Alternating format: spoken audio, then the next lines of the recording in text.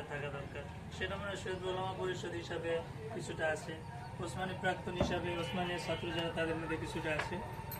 বাকি আমরা কেরিয়ারের নামে হোক বা যে কোনো একটা নামে হোক অথবা নাম ছাড়া যে কোনো একটা সময় সবাই মিলে যেন এক জায়গায় বসতে পারি, এটা গল্পের সুরে বসবো এবং কিছু কাজে তো ছোটো ছোটো এরকম আয়োজন মাঝে মধ্যে আমরা করতে পারি।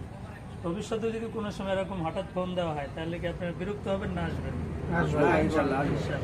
তাহলে এবার কাজটা হলো আমরা যে একসাথে আসলাম বসলাম চারজন একটা ইউনিট হইল এবং একটা পরিচয় হলো বা একটা সম্পর্ক বাড়লো, এতে কিন্তু সম্পর্ক বাড়ে কমে না। যতই আমরা এগুলো কম করবো বিচ্ছিন্ন হবে এবং দলীয় কারণে অনেক সময় ফেসবুকে বা ব্যক্তিগতভাবে বিভিন্ন কারণে কিন্তু রেষারেষি বাড়ে, তখন এই বৈঠকগুলো হবে সেগুলো কমবে। তো এখন বন্ধের মধ্যে আমরা এরকম কিছু করতে পারি কিনা যেখানে মুহতামিম এবং যারা মাদ্রাসা করতে চায় এই ধরনের যায়, হয়তো শিক্ষক কিন্তু সে মাদ্রাসা করবে একসময়, তো এই ধরনের বিশেষ বিশ্বায়িত লোকদেরকে নিয়ে, সবাই না,